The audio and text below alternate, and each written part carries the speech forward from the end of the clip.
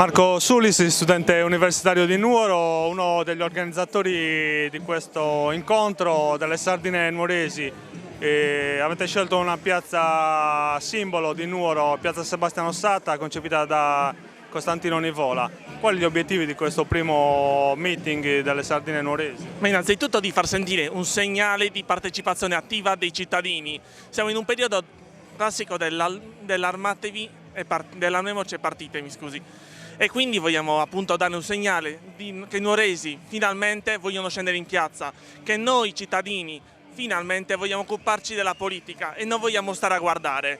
Anche per dare un segnale a una politica che spesso guarda con indifferenza molte questioni, e invece noi siamo qui stasera a dare un segnale vivo delle nostre intenzioni democratiche contro una politica più dedita agli insulti, più dedita ai litigi, che a costruire veramente qualche cosa di utile. Quali i prossimi passi di questo movimento spontaneo?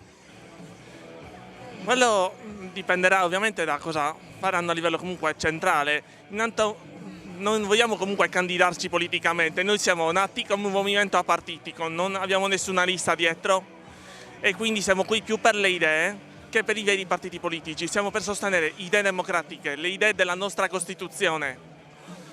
Quindi vogliamo dare veramente un segnale che ci sono cittadini che credono ancora ai valori della nostra Costituzione.